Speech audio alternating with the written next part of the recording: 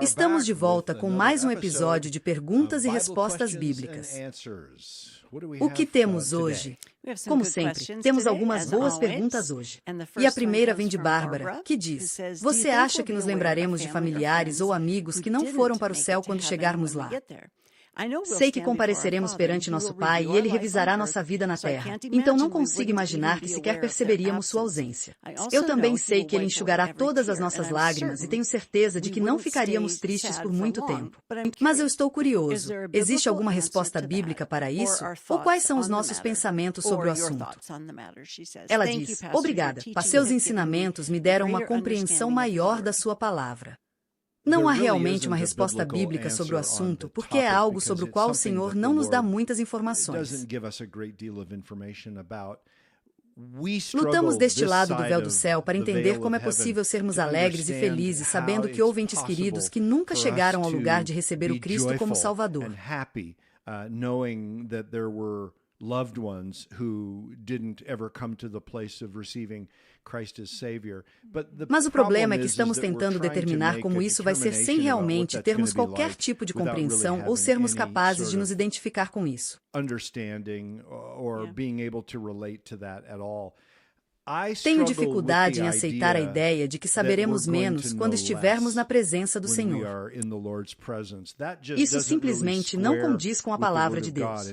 Na verdade, você sabe que o apóstolo Paulo nos diz que, naquele momento, em 1 Coríntios, capítulo 13, ele fala sobre o fato de que saberemos como somos conhecidos naquele tempo. Portanto, saberemos o que sabemos e ainda assim nos alegraremos. E você sabe que isso é algo que o Senhor simplesmente nos revelou. And still be joyful, and that's something that the Lord just hasn't revealed to us.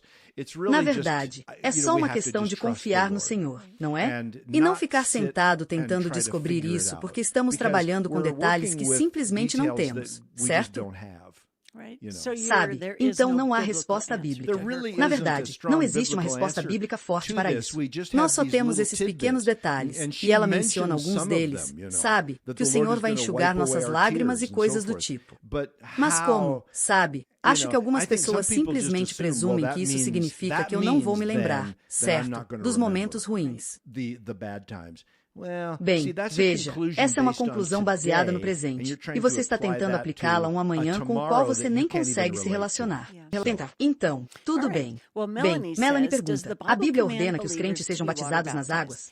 Estou usando máscara porque meu filho de 15 anos está curioso. Ele acha que seria melhor se batizar agora, depois de ser cristão por tanto tempo quanto consegue se lembrar. Bem, eu não acho que 15 anos seja muito velho, mesmo que ele seja crente desde que se lembra. 15, 16,17,18. Adoro ver crianças sendo batizadas nessa idade porque finalmente chegam a um ponto em que podem realmente entender o que estão fazendo e compreender melhor o significado do batismo. Portanto, eu encorajaria Melanie a não deixar que os sentimentos do seu filho interfiram no que o Senhor nos diz para fazer na palavra. E seremos batizados. É um mandamento bíblico desse ponto de vista. Não para a salvação, mas por causa da salvação. Então, sabe, eu já batizei pessoas que tinham 20, 30 anos ou mais, mesmo que elas já estivessem caminhando com o Senhor há muitos anos, mas simplesmente tivessem deixado essa área de lado. E uma vez que eles se convenceram disso, eles simplesmente disseram: eu vou lá e me batizo. E é lindo. Sinceramente, gostaria que mais pessoas se batizassem aos 15, 16, 17, 18 anos e acima. Eu realmente acredito nisso, porque são essas pessoas que finalmente conseguem entender de verdade o que isso significa. Sim, isso é bom. Existe um termo chamado maturidade integrada, em que uma pessoa, sabe, entra na adolescência e se processa de uma maneira completamente diferente de quando tinha 6 anos de idade. E eu sei que você não é muito fã de batizar crianças muito pequenas.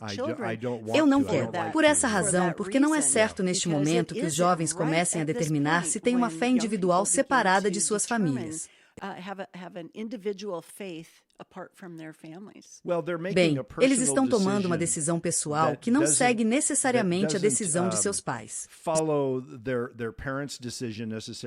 É uma decisão pessoal. É dela. E eles estão dizendo, eu quero, eu acredito que Jesus é meu Salvador. Eu queremos fazer esta declaração pública da minha fé nele, da minha identificação com ele, da sua morte, sepultamento e ressurreição. E é uma coisa linda. E eu acho que crianças dessa idade devem começar a ser batizadas. Claro. Tudo bem. Bem, agora Melanie sabe. Tenta. Tudo bem. Então, Jane pergunta, aplicar o sangue de Jesus é bíblico? Recentemente, vi pessoas fora do YouTube pregando isso. Não é, sabe? Não há nada na Bíblia sobre aplicar o sangue do ponto de vista da salvação. E o que Jane está falando, tenho quase certeza, não é sobre as pessoas aplicarem o sangue no sentido de serem salvas. Eles estão aplicando o sangue no sentido de lidar com realidades espirituais, orando sobre questões.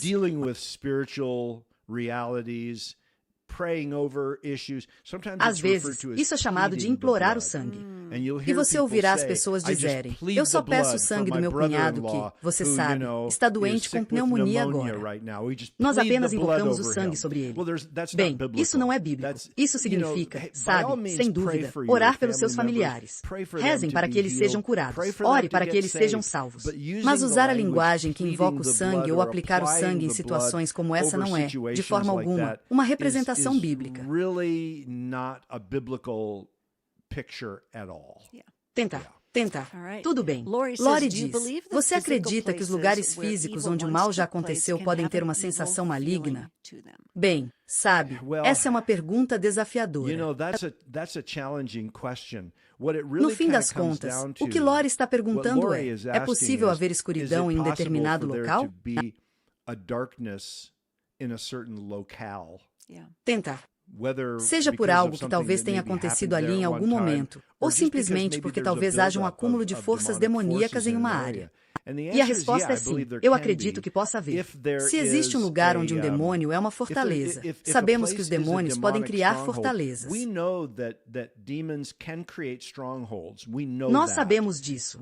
Sabemos pela Bíblia que, como por exemplo no livro de Daniel, quando o mensageiro celestial se dirigia a Daniel para lhe dar uma revelação sobre os dias vindouros, houve oposição de uma presença demoníaca local do reino persa que impediu a entrada desse mensageiro.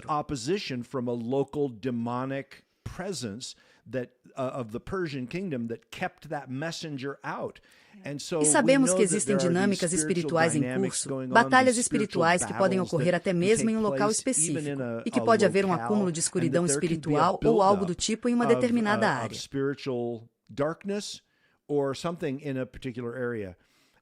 Não é algo sobre o qual a Bíblia fale muito. E então eu não ficaria, sabe, muito obcecado com isso. E eu provavelmente não iria ensinar como professor da Bíblia. Provavelmente eu não daria muita ênfase a isso, porque, se a Bíblia não dá muita ênfase, então eu também não acho que deveria dar. Mas vemos que existe a possibilidade de fortalezas demoníacas. Claro, isso pode ser localizado geograficamente. Tenta. Tudo bem. Luzelle diz, saudações da África do Sul. Sede, que nome é o timo. É muito bonito. Eu gosto disso. Tenho uma pergunta. As nações ovelha que entrarão no reino milenar são pessoas salvas e não salvas que sobreviveram à grande tribulação? Obrigado pelo seu ministério online. Bem, acho interessante que Luzelle use o termo nações de ovelhas, porque a Bíblia realmente não aplica essa parábola das ovelhas e dos cabritos necessariamente a essas nações.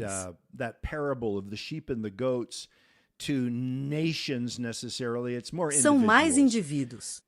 E embora as nações estejam em vista naquele momento, no que diz respeito a como trataram Israel, acho que tudo vai se resumir mais a indivíduos, você sabe, pessoas, onde o Senhor está separando as ovelhas dos bodes.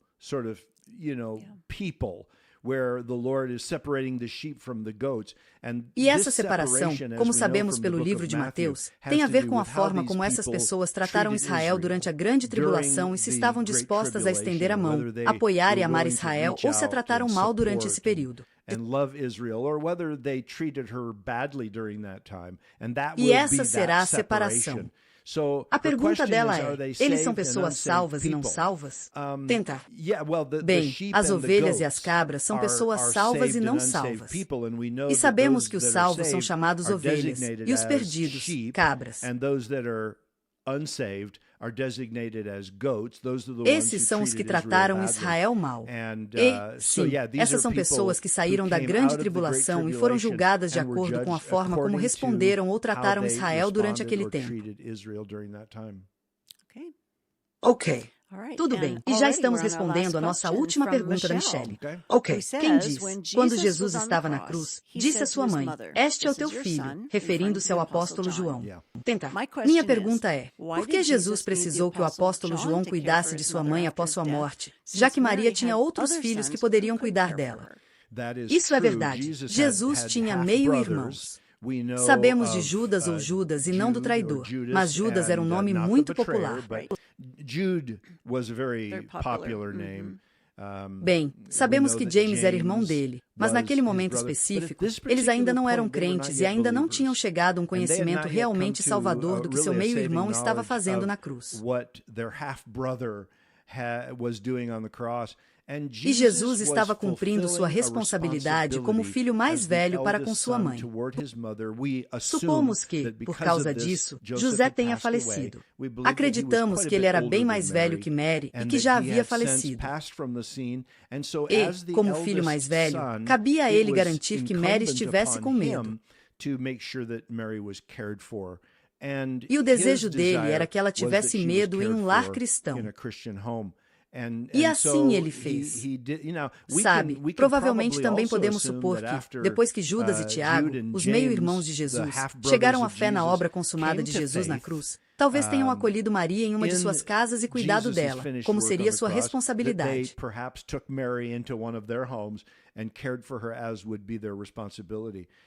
Bem, essa é basicamente a razão, sabe?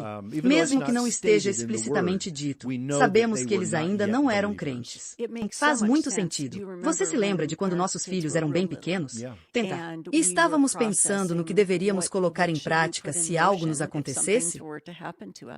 Tenta. Para onde devem ir nossos filhos? Nos apoiamos muito mais em nossos amigos cristãos. Absolutamente. Do que fizemos para nossa família salva, porque isso era muito importante para nós, certo? Era que nossos filhos fossem criados em um ambiente cristão com o Senhor no centro.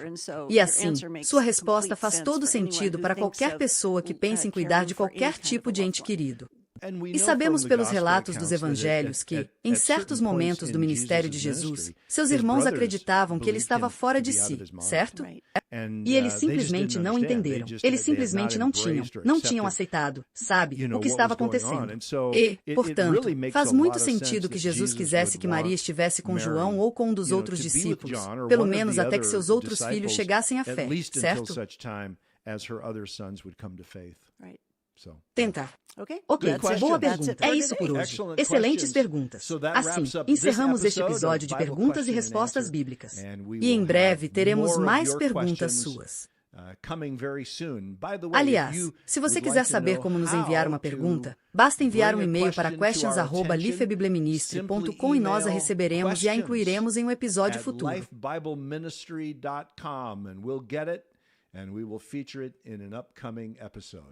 Muito obrigado por se juntar a nós. Nos vemos em breve.